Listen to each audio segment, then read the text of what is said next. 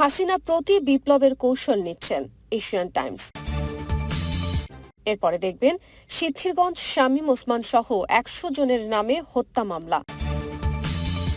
সবশেষে দেখবেন আজীবন ক্ষমতার লোভ হাসিনাকে পেয়ে বসেছিল, মেনন।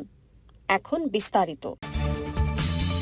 বাংলাদেশের সদ্য ক্ষমতাচ্যুত নেত্রী শেখ হাসিনা তার মিত্রদেশ ভারতে আশ্রয় নিয়েছেন। গণমাধ্যমের খবর অনুযায়ী হাসিনার যুক্তরাজ্য, কানাডা এবং যুক্তরাষ্ট্রে আশ্রয়ের প্রচেষ্টা ব্যর্থ হয়েছে। সম্ভবত তিনি অদূর ভবিষ্যতে ভারতেই থাকতে বাধ্য হবেন, কেননা শেখ হাসিনার ছেলে সজীব ওয়াজেদ জয় বলেছেন তার মায়ের আপাতত ভারত ত্যাগের কোনো ইচ্ছা নেই। এটা মনে হচ্ছে যে হাসিনা তার দীর্ঘ স্বৈরতান্ত্রিক শাসন টিকিয়ে রাখতে ব্যর্থ হওয়ায় প্রতি বিপ্লবের কৌশল নিচ্ছেন। ২৭ অগস্ট Asian Times Hasina's last stand leans on India and pro Hindu misinformation শিরোনামে একটি প্রতিবেদন প্রকাশ করেছে। সেখানে বলা হয়েছে, এখন পর্যন্ত হাসিনার দৃষ্টিভঙ্গি ভারতের ক্ষমতাসীন দল বিজেপি এবং তার হিন্দুত্ববাদী সমর্থকদের সাথে জড়িত বলেই মনে হচ্ছে।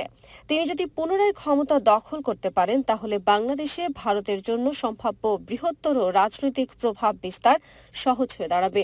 হাসিনা এবং ভারতের সম্পর্ক বাংলাদেশের জন্য কি ঝুঁকি তৈরি করতে পারে তা উপলব্ধি করা অপরিহার্য। দিল্লি সরকার ধারাবাহিকভাবে হাসিনা এবং তার আওয়ামী লীগের পৃষ্ঠপোষকতা করে আসছে। ভারত বাংলাদেশের কূটনৈতিক সম্পর্কে রাশিয়া ও বেলারুশের মতো একটি পৃষ্ঠপোষকতাপূর্ণ সম্পর্কে রূপান্তর করেছে। ওই প্রতিবেদনে আরও বলা হয়েছে, ২০১৪ সালে নিজের ক্ষমতা দীর্ঘস্থায়ী করতে হাসিনা নিজের অধীনে নির্বাচন দেয় এবং ক্ষমতায় আসে। সে সময় প্রধান বিরোধী দল বিএনপি হাসিনার নেতৃত্বে নির্বাচনে না যাওয়ার ঘোষণা দিয়েছিল।